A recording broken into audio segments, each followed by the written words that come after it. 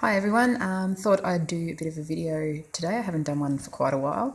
A bit of an it gets better type of video. Those of you who are watching probably know me best from my blog Living with Bob, and you'll know that I've been living with Bob, Dysautonomia, for 7 years now.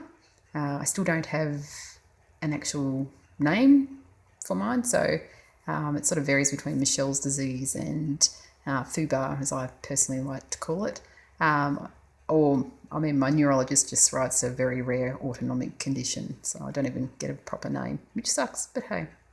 But besides that, what I wanted to discuss today was the idea that it can get better. Not necessarily physically, as in my case, which isn't getting better, it's getting worse, but as in the way we can deal with it or learn to live with these kind of symptoms. If I go back to the start, when I first became ill, it was pretty sudden. There'd probably been indicators off and on beforehand, but the big moment was I was in my room at work. I was preparing for a patient meeting with the team. We were going to go meet the patient's family and discuss some issues with their ongoing care. All of a sudden, nauseous, dizzy, profuse sweating, felt like I was going to pass out. Social worker came knocking on the door to get me for the meeting and I couldn't even stand. And I ended up, the nursing unit manager got a wheelchair and wheeled me down to the emergency room, and I got to spend some fun time there with no one knowing what the hell was wrong with me. But from there, that was pretty much the really big start of the downhill for me. By the end of that year, I was incredibly ill. I was only able to work for another year after that. And even then, I was cutting back my hours throughout the week because I couldn't work full hours. I was having day off in between, so I'd work like Monday, Wednesday, Friday. In between patients, I was lying on the floor of my office with my feet up the wall, trying not to pass out. I'd go and I'd be assessing a patient and need to leave because I was either going to vomit or pass out. And I'd, sort of stumble my way down the hallway of the ward and into the public loo and be forced to sit on the floor in the loo, which was just really bad. Anyone who's been to hospital knows those communal loos are just foul. But by the end of that year, I ended up taking some time off, hoping I'd get better. I did a 3-week inpatient stay for rehabilitation, physio, occupational therapy, all that kind of stuff. And then went into a 2-year-long outpatient program of the same. Unfortunately, that didn't work for me. I kept getting sick. And I think it was March, April that next year, I had to actually ring my manager and say, I'm sorry, I just can't come back. So I sobbed on the phone to her, and I sobbed on the phone beforehand, and I sobbed on the phone afterwards. It was all incredibly devastating for me at the time. I really enjoyed my job, and I felt quite a failure for not being able to continue with my work. I felt like I was letting everyone down. It was a really horrible, hard time. I had to give up my doctorate at uni. I just couldn't think. The brain fog still is shocking at times. I look back at my thesis and think, how the hell did I even write any of that? I've got no idea these days. But what I did do was I did a year of counselling with a fantastic local social worker by the name of Fran, and I'll be forever grateful to her for helping me get through all of that time. I felt like I'd just let the world down and I was the worst person in the world. I'd let my family down, I'd let work down, I'd let uni down, and it was really hard, really, really hard time. I've spoken about it on the blog a fair bit. Being a control freak type of person doesn't really help. I like to be able to fix things and do what I want and know if I do this, this and this, I'll be well again. Unfortunately, not the case this time. And I think that was a real turning point for me, is that understanding that I wasn't actually in control of everything anymore. My body was going to keep doing whatever the hell it wanted. And being an autonomic condition, I'm finding, piece after piece or system after system in my body is slowly breaking down. Hence, this year was the joy of getting a pacemaker, and, I got diagnosed with gastroparesis last week, and, it just adds all to the mix of everything else that's been going wrong. Waiting to find out if I've got a few other bits and pieces going on. So what do you do? But the realisation that I could no longer control my body, I couldn't control this illness, whatever the hell is happening to my body, that's causing the nerves to die. I can't actually control that. I take my medication. I have the testing done. I've got a great team of doctors who do their best for me. I do exercise, diet. I've got my compression stockings and my wheelchair and my shower chair, and I've got a cane. I've got it all.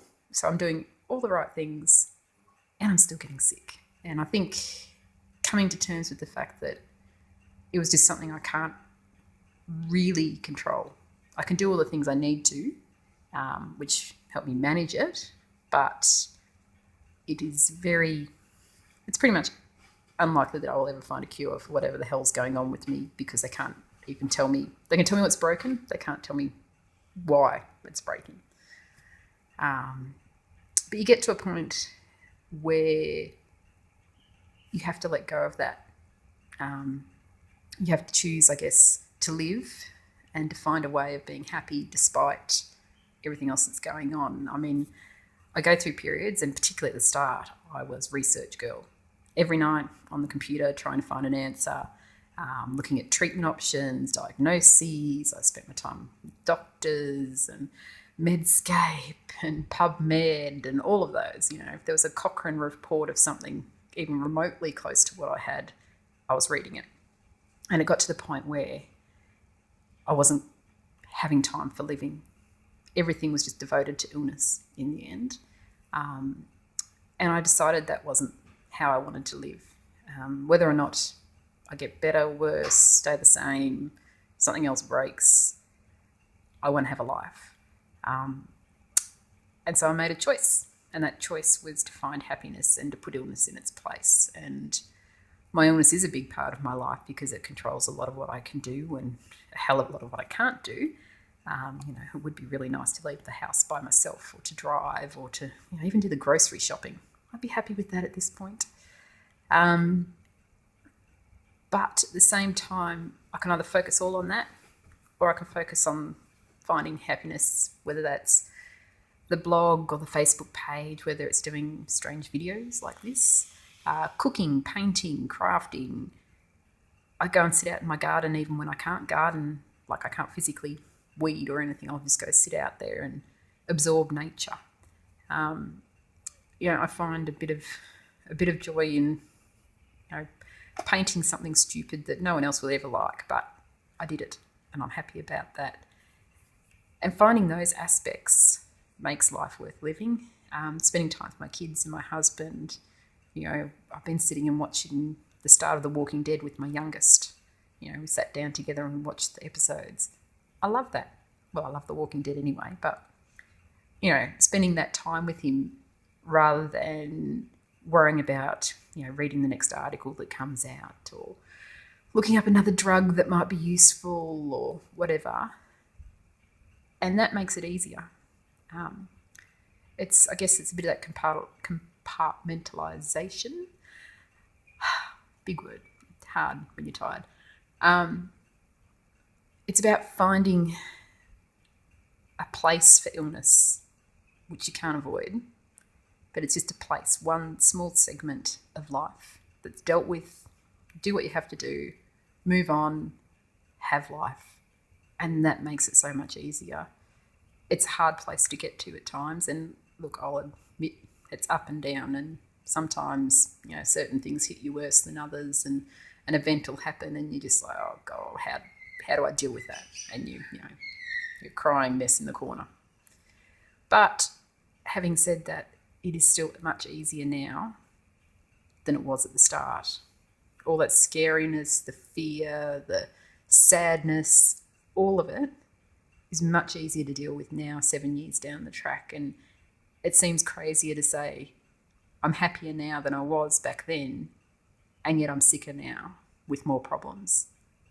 But it does get better. It really does. And particularly if you can find a good support network, whether it's online, which I am eternally grateful for all the people online who've, people from the start and new people who just make life worth living and who get it. And give you the support when no one else does, or just simply understand what you're going through. Sometimes that is just so phenomenally important, even if you've got good family and friends, or if you don't. Those people will make it worthwhile and help you laugh when you least want to laugh. But it gets better. Definitely 100% gets better, even if your body doesn't. I guess that's what I want to stress, that most of us who've been sick long term will be able to tell you that you get to a place where it's okay. It's not perfect, but it's okay, and you can be happy, and it does get better. I guess that's just really what I want to stress for people, whether you're newly diagnosed or long-term diagnosed. There will be a point for you where it gets much better. And people like myself and other patients will be there to hold your hand and help you get through it all on the way there too. So you're never alone with this. It may feel like it, but you're not. And we've all been there, and we've all had the thoughts, and, there are tough times, but you will get there, and it does get better. So that's my little message. I don't know if it made sense. I hope it did.